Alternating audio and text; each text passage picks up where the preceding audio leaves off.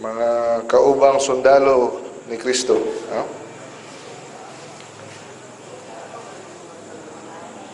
So, karong gabi na, ang atong pagatunan mao ang marka sa usa ka Kristiyano. The mark of a Christian. So,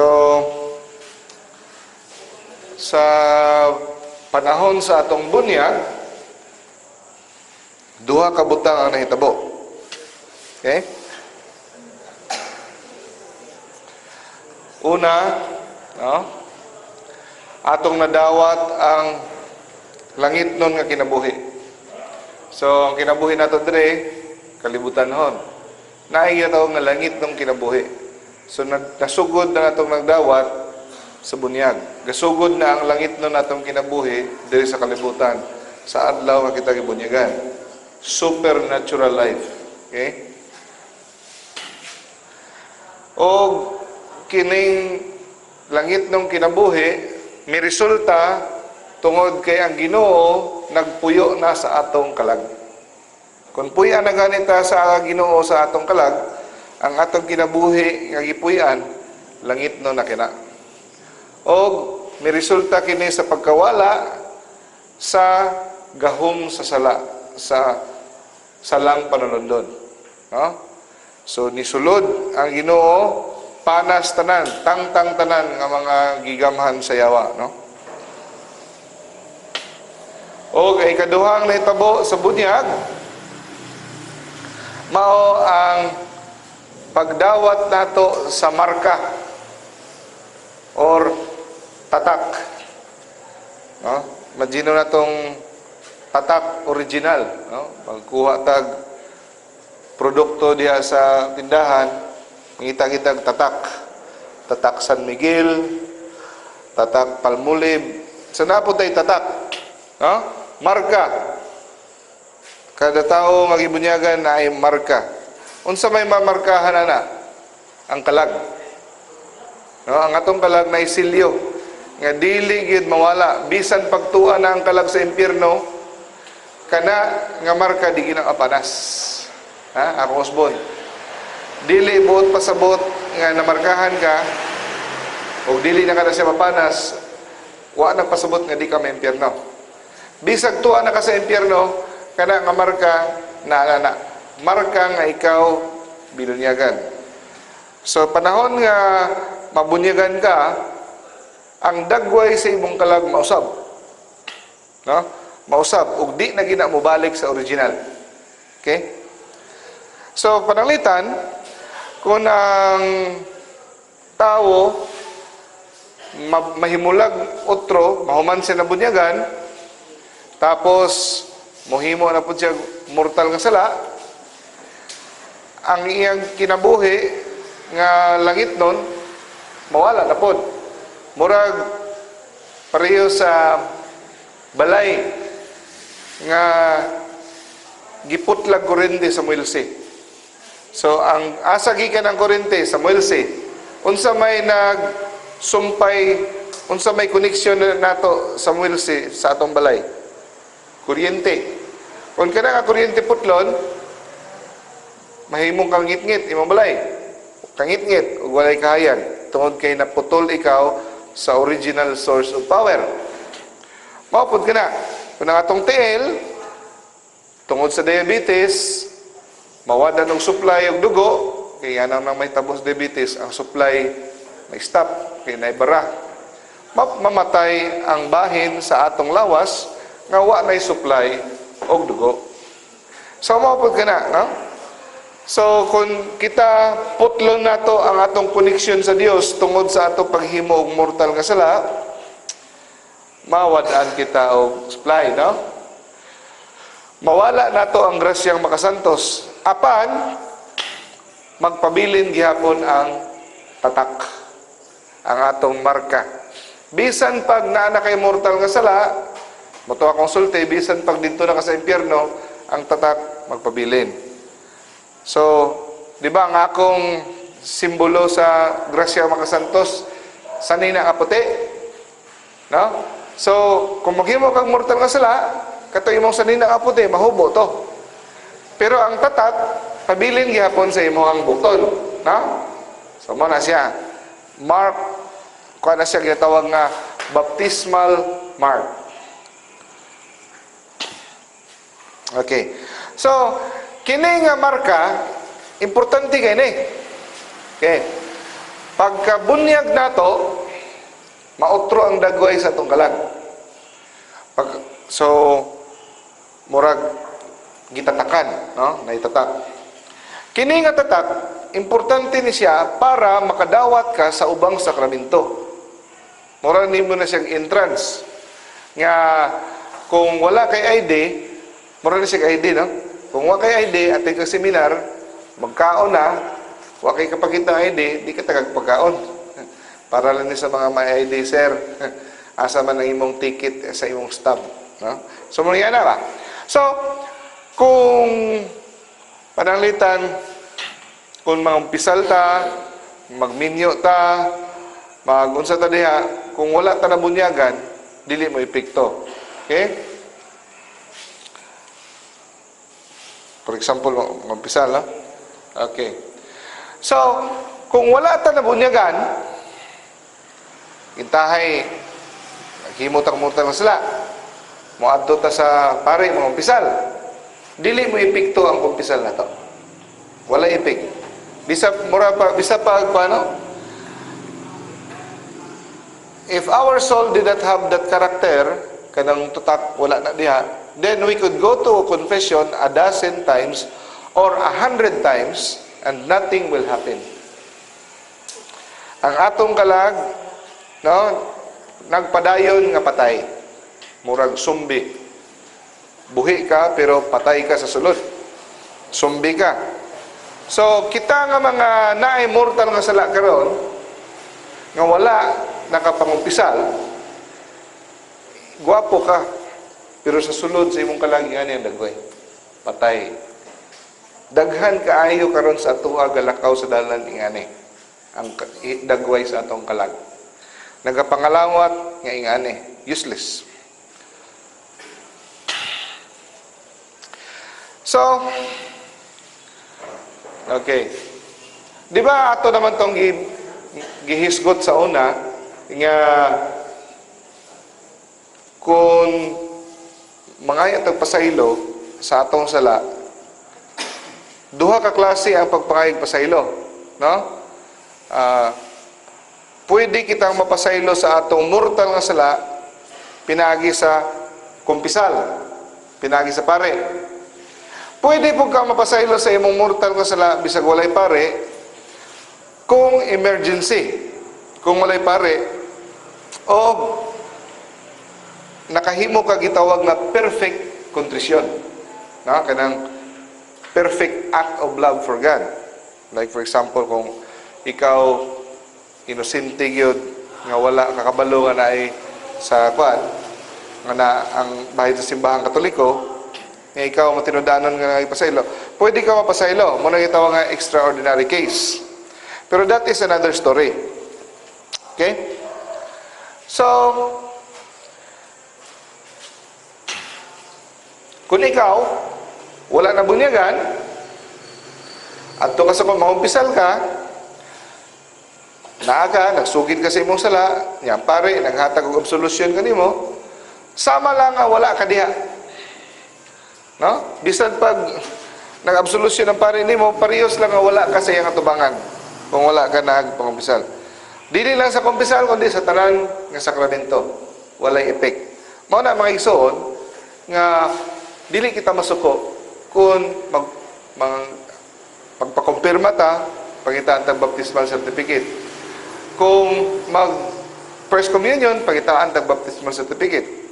Kung magpakasal ta, pagitaan na po tag baptismal certificate. Nga naman, tungod ba kay stricto ang simbahan? No. Tungod kay giprotektahan kita sa simbahan. Gisigurado niya nga dili gyud, nga sure gyud na bunyagan ta kay anugon ang atong ang kahago sa pangalawat, pangumpisal nga wa day ta mabunyagan, walay epek. Kita may luoy. Amen? Gisigurado lang yun sa simbahan. Muna mangita ang simbahang baptismal certificate para sigurado yun nga nabunyagan ka. Kaya ang imong sakramento nga mga pan, wa gina-epek. Kaya ang imong kalag, wala pa'y tatak sa Ginoo sa langit. No? So, for example, ang usa ka tawo nangayog pasaylo sa Ginoo, wala siya mabunyagan. Okay? Wa pa siya mabunyagan, dili siya Kristiyano. Tapos gusto siya mobalik sa Ginoo. Nakahibalo na siya, giwalihan siya.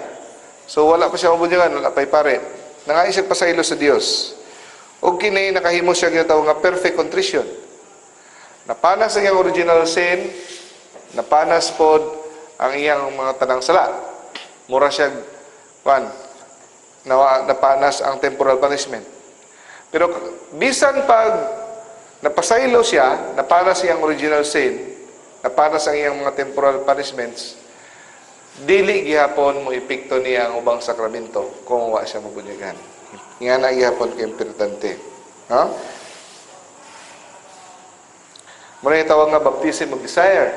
Di ba? Na-storyahan na tawag baptism by desire, no? Okay. But he still could not receive any other sacrament.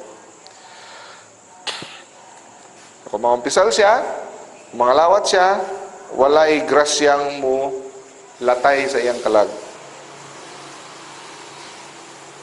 So murag ang dagway niya murag siya giputos og plastic. Pasiritan nimo og tubig di siya basa. Pasiritan nimo og grasya di yun siya mahumod sa grasya. So ang bunyag mo imutangtang na ana nga para maka-absorb na siya og kuan. So kung mosimba siya, no? Dili siya makabenepisyo pareho sa uban nga binunyagan. Dili siya makakontribute. Dili siya makapuno. Kada binunyagan nga Kristiyano, musimba gani mo, pagsulod din simbahan, naamoy gipuno sa simbahan. Kada miyembro sa simbahan, no? Kada tanan nga binunyagan, pagsulod na to sa misa, nahimo tang kabahin sa misa. Naatay contribution, whether you like it or not. So, ikaw, ang imong lawas, ang imong kalag, imong gihalal sa Dios. So, mao ni makapahimot. Mas daghang mo simba, mas malipay ang Dios. Kay naatay gina-contribute. Pero ang tao nga wala mabunyagan, pag sunod niya sa simbahan, wala siya gipuno diha. Wala siya gi-contribute kung sa tampo-tampo pa, oy, mga malitag paniod to, kinsay mo tampo, tampo, piso-piso. Pag abot din tao nga wagi bunyagan, wala na siya tampo. Bisa pang naghatag na siya kwarta diya. Spiritually, wala siya natampo. Okay? Pero wala, nagpasabot, nga dili siya makabenepisyo. Makabenepisyo gyapon siya sa misa, dili tungod sa iyang kaugalingong tampo, kundi tungod sa grasya nga nag-aawas sa ubang Kristiyano paingon kaniya. Pero, mas tindot yun nga nagitay kontribusyon, di ba?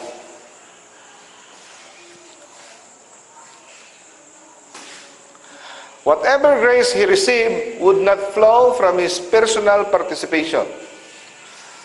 Ang grace nga madawat niya tungod kini sa uban nga mga Kristiyano nga may awas paingon kaniya. Pero dili tungod sa iyang kaugalingong pag-apil sa misa. So kini nga karakter, kini nga tatak, tungod kini kay atong gisulob si Kristo. No? Karakter ni Kristo. So kita, tanan nga binunyagan, pagbunyag na to, makaambit kita sa pagkapare, pagkahari, pagkapropeta. So number 1, kini pagkapare. So may pagka-meaning ani pagkapare. Meaning ani, kada simba na to, mura kitag mga pare, nga naa kita'y ikahalad sa Dios. Angayan na kita, nga makasimba sa Dios. Mura na kitag ang tao nga wala mabunyagan, pagsulod niya simbahan, murag parehas lang nga wala siya diha. Okay? So, kita nga mga binunyagan, naa na kita'y partisipasyon sa misa, sa paghalad o sa pagsimba sa Dios. Okay. O kining marka sa bunyag, mark of baptism, Naani siya ay kauban nga obligasyon. Dili lang kanay kay dignidad. Nga, huy, sikat ta, no? Kaya nanatay tatak sa pagkakristyano. Kauban ini obligasyon. Ang atong obligasyon nga sa pagsimba sa Ginoo, sa paghalad, no? O kita maka-share. Saan maka-share gani? Makaambit. Tagsa-tagsa makaambit kita sa tanang sakripisyo sa misa. Okay? Way labot ini, obligasyon na to. Kaya na naman kita yung tatak Kristiyano, tatak ni Jesus, obligasyon na to nga ipakita ang kaayon ni Kristo sa tibuok kalibutan. Ang pagkakinabuhi nga tinuod nga Kristiyano. Pagtuman sa iyang kasuguan, paghimo og mga buluhaton sa gugma. Okay. Tanang binunyagan, okay? Mahimo kitang miyembro sa simbahang Katoliko. Pero muundang ang atong pagka-miyembro kung mahimo ta nining tulo. Okay, o ako husband. Kano sa muundang ang atong pagka-miyembro? Kung mahimo ta nining tulo. Heresy, schism, excommunication. Mano'y makapaundang sa atong pagka-miyembro. So, kita na po'y nakahibaloan na usahay, ideklara, pero usahay, kita na nakahibalo. Heresy, muundang ka sa pagka-miyembro sa pagkakatoliko, kung isalikway ni mo ang pagtulunan sa simbahang katoliko, mayroon kag, dili ko mutuo niya ng purgatorio. Heresy na. Undang na ka sa pagka-miyembro sa katoliko. Pati sa mortal sin, ako kayo na sila. Di ko mutuo bahin sa nakoy kauban sa sa ospital. Ingon siya, katoliko man ko, Dok, pero di ko mutuo kumpisal. Gikan, nurse na siya, no? Gikan pa sa gamay ko, wagin ko ng umpisan. Kay, katoliko ba ko, simba mo ko, pero di lang ko kadawat ang umpisan. So, that is heresy. Okay? Dugma sa simbahan, pagtulunan, imong isalikway. So, that is, you are, kung membro maging ka, you are a dead member. Patay nga membro. Schism, dili ka mo paubos sa imong kagalingon sa pagdumala sa atong Santo Papa. Di ko mudawat ng Santo Papa. So, meaning sa schism. Muundang po ka pagkakatoliko na. Excommunication. Na kay mga sala nga bugat kayo nga gahi gyud ka nga di gini mo undangan. For example, ang ako may hinumduman nga excommunication nga sala, abortion. Kung himo ka na, mortal sin plus excommunication ka na siya. O kanangguan, ang pagtuyo nga pagpabembro sa mason, excommunication na siya. Okay? Kanang kabalo na ka, nga kana nga organisasyon kontra sa simbahan kay gitukod ang mason sa pagguba sa simbahan. Pero karong panahon na kato mga mason nga inyong mga kaila nga mga negosyante nga niapil tungod lang sa kwan, di lang ko kahusgana, no? Tungod lang kay membro-membro lang pero walay tuyo sa pagguba sa simbahan, membro-membro lang kay para inamigo, di lang ko kahusgana. Pero ang nakabutang sa canon law, automatic excommunication ang tao nga moapil pagkamason. Di ka pwede mga lawat. Okay? Actually, sa San Lorenzo, kabulo mo San Lorenzo? Simbahan San Lorenzo.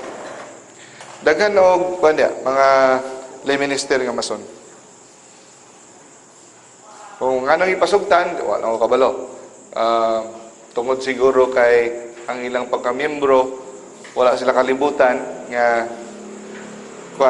ang ilahang pagkamiyembro para lang murang inamigo, no? Pero sa unang panahon, ang mga mason, katong mga labi ng mga taas kay ranggo, pila man ko na ka-degree. Ang sa ubos, wa kalibutan, ang sa ibang buhat sa taas, pero katong mga taas na yun, mutapak na to krus, ang misyon nila, muguba gito simbahan. Okay? Sabi na ito, organisasyon lang mas ano, pero serious kayo ng simbahan na, kabutangin na diya. Kanon law. No? Automatic excommunication ang pagpamimber sa mason. If someone were to ask you, what is the most important thing in your life? No? Kung dahil mong na, unsay pinaka-importante nga butang sa imong kalibutan, ang atong itubag walay pagduha-duha, bunyag. Okay? Bunyag. So, kabalo kita kung ng tao, mawadaan o pagkaon, ng tubig, siya mamatay. Pero patay lang siya sa lawas. Pero ang iyang kalag, nagpadayon gyapon, buhi gyapon. No? Pero kung siya mabunyagan, bisa pa siya mamatay, magpadayon ang iyang kinabuhi sa langit. Pero kung siya mabunyagan, dili siya makasunod sa langit. No? Ang kamatayon, mga igsoon, kadautan kini, para sa mga nabilin. Okay? Sa mga nahabilin lamang. Pero ang kamatayon, kadaugan sa taong namatay. Kaya wa na siya problema. Tuan na siya, sigurado na siyang dili mabira paingon sa impyerno. Kung namatay siya nga amigo sila ni Jesus. Meaning, naani ang grasyang makasantos. Kung namatay ka nga naani mong grasyang makasantos, dili gyud na kadautan para nimo, kadaugan. Hilak-hilak ta, tungod kay namatay siya, pero siya lipay. Kay sure na siya 100%. Nga di na gid siya ma-impyerno. Sure na sure. No? Pabalikon mo na, di na ang balik. Di na balik.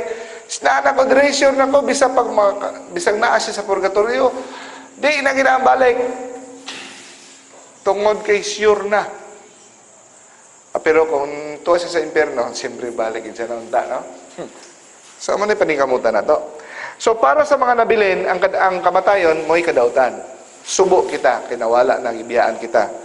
Natural ka na siya, no? So far as the person who dies is concerned, it simply means that he gets to heaven that much sooner. Always supposing,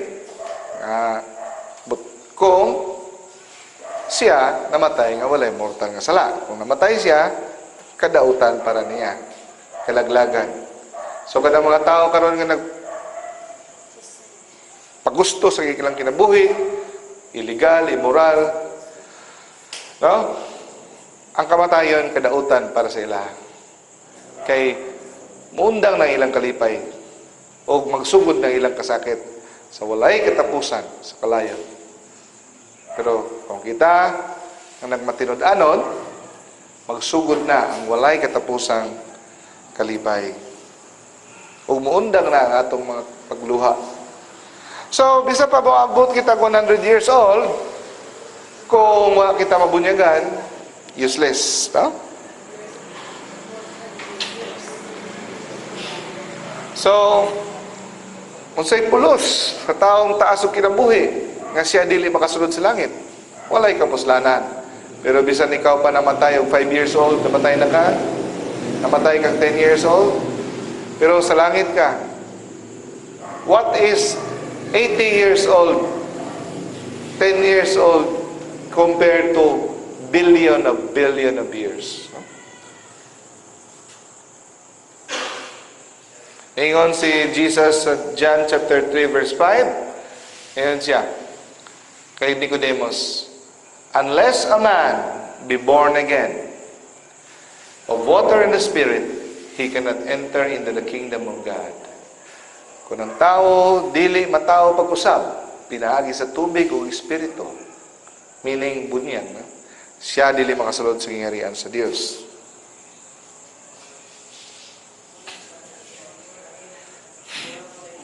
Og ningon si Jesus sa Mark chapter 16 verse 15 to 16. Go into the whole world and preach the gospel to every creature. Isangyaw ang pulong sa Dios, mayong balita sa tanang tao. Ug kung kinsa man ang mutuo og mabunyagan, maluwas. O ang dili mutuo, o di mabunyagan, shall be condemned. Unsay condemned sa Bisaya?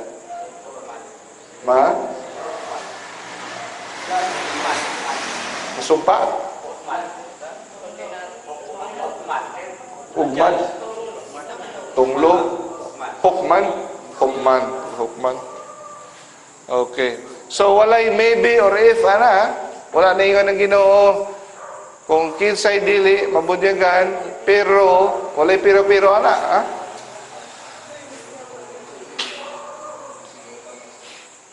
So, mauna nga masabta nato, nga ang simbahan nagtudlo ka nato, nga sa mas madaling panahon, mabunyagan ang bata as early as 14 days old. Okay? As soon as possible. Kung sugod na nga safe na siya mabitbit pa yung simbahan, mabunyagan na yun siya. Okay? It is an article of faith that anyone who dies in the state of original sin is excluded from heaven, from the vision of God. Artikulo sa atong pagtuo, nang di mabunyagan, di makasulod sa kingharian sa Dios. Wala nang ingon nga ang di mabunyagan, maimpyerno. Wala nang gisulti. Pero klaro kayo nga gisulti, artikulo sa pagtuo, ang di mabunyagan, dili makakita sa Dios. Impyerno ba siya? Limbo ba siya? Wala nagsulti ng simbahan. Ang ato ibutang nato sa dakong kaluoy, pero wa ta kabalo. Pero ang klaro, di siya kakita sa Dios. Okay. Mo nang tubag, no? It may be that God has some way of compensating such souls for their lack of baptism, but if so, God has not revealed it to us. Wa na. So that is, we leave it up to God. Wala na ma-appeal sa pagpadayag sa Ginoo pag-ari niya. So dili na ta manginlabot niya na kung unsay may tabo, dili na natuang ko ano. So, unsa may tumano nato? Ang pinaka-safe. Unsay safe sa Bisaya? Pinakaluwas nga paagi. Ayaw gadto dito sa dili sigurado. Kabalo ka nga ang makasulod ang tao sa gingharian pinaagi sa bunyag. So dito ka agi mo na imo, ayaw dito ka base mag di ay kuan wa bitaw na sala base di maluwas daw. O ka kabalo na. Diri ka. Kung kabalo ka nga naay mas nindot nga dalan, nga pilion nimo ang delikado nga dalan, ikaw nakasala na. Okay. So, para sa ginikanan nga ilang tuyoon o delay padugay sa ilahang bunyag sa ilang anak tungod kay gamay pang baboy or sa mga rason diya tapulan, okay? Makasala, serious sin, grave sin, no? Dapat dili ang isa kuno ka bulan dugay na kuno kaayo na. Pero kung naa kay serious nga rason, wa kay kwarta, lisod gyud, apiki, na kay gibantayang masakiton, kapaluap unsa ba diya? Ikaw ra ang Ginoo na kay balo. Siguro makasabot ang Dios, excuse ka. Pero kung sa imong katapol, wa kay pagpakabana sa bunyag, kasala ka. Okay? So, kung hulaton pa nato kuno si Uncle George, kay tuwa pa sa Amerika, dili na rason. Kay kung gusto gyud kasi Uncle George ang mahimong maninoy, pwede siya ma-proxy. Pwede gyapon proxy. Ang bisan paglahi ang nitindog sa bunyag, ang ngalan ni Uncle George mo'y makasulat dito sa record. Okay? So, unsa may kinahanglan sa bata? Mas kinahanglan niya ang bunyag, labaw pa kay Uncle George. So, kay gusto nila big party, no? Pero wala sila kabalo nga, grabe ang party dito sa langit. Pagbunyag, di mo kakita, pero ang tanang anghel kapalibot sa binunyagan o pista dito sa langit kina na po'y usa ka kalag nga nadala kangin sa Dios. Okay. At ta sa kwan sa mga balaod. Ang bata ba nga wala nga anak sa magtiayon nga wa makasal sa simbahan, pwede ba mabunyagan? Pananglitan ang naikabilinggan ang lalaki, diborsyado, no, na asawa, naikabilinggan. Okay? Naikabilinggan. So, dili gid sila pwede kaslon, aning bayhana, kay buhi pagod ang asawa niya. So, pwede ba siyang bunyagan? Dili. The answer is yes. The church does not punish the child for the sin of the parents. Nga naman, ang tao na ikabilinggan o forever, di gid sila pwede kaslon. So meaning, forever, di mo bunyagan na bata. Dili pwede.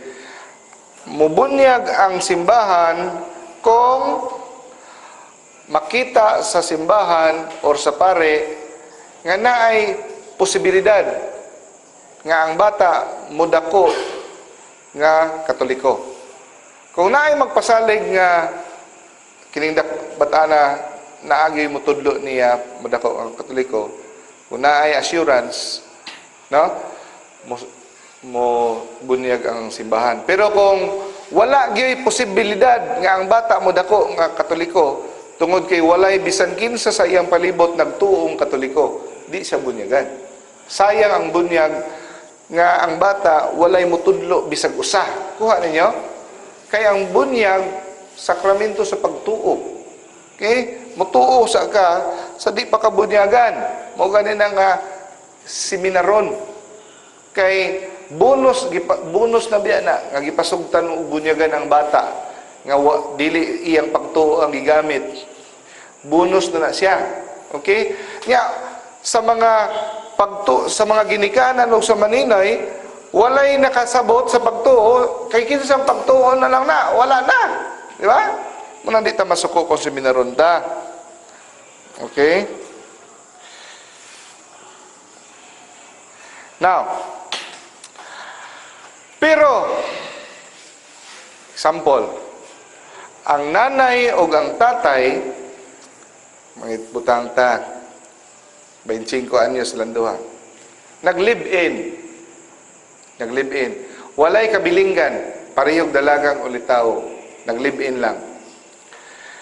Niya, muingon ng pare, di ko mubunyag, hantod, dili mo magpakasal. Naabay rason ng pare, wala. Ang tubag, naay rason o pwede buhaton sa pare. Nga naman, kaya ang ilang sitwasyon, pwede masolusyonan, pwedeng masulbar, na ay posibilidad, walay kabilingan. Ang buhaton nila, magpakasalam. So, pwede gamiton sa pare nga iyahang disiplina nga para ma-pressure sila nga magpakasal. Pero, kung ang sitwasyon dili pwede matagaan og solusyon parehas sa atong naay kabilinggan gyud siya ang laki o kasno na lang gid, bunyagan na lang gid na kay kabalo man ang pare nga di man gina pwede. Pero pagkakita sa pare nga gamay man lang ang problema, pwede ra kaslon, pero nagtinapo lang ang duha, naglibin-libin, pwede gamiton na sa pare ang bunyag nga disiplina nga pressure nga para magpabunyag sila. Kuha ninyo? Okay. Nga naman, kay kung dili sila kasal, dako ang chance nga magdako ang bata nga way nahibaw-an. Kaya ang ilang pagpuyo, walay grasya. Okay? The reason is that the chances of the baby being reared a Catholic are very slim if the faith of the parents is so weak that they deliberately continue in an invalid marriage without any shadow of excuse. Okay? So, klaro na, no? So, muna yung mga rason. Pangutanon sa pare, no? Pwede ba mapadako ang ang bata ng Katoliko? Nabay chance ang bata madala sa eskwelahan ng Katoliko? Naaba siya chance ang bata kumudako na mapatagaan ng First Holy Communion? Naabay mo training sa bata para sa pagsimba? No? O para magtudlo? Kung naay ba ka ng yes, bisag asa na, walay rason nga dili bunyagan ng bata. Ha? So, diyan lang tataman.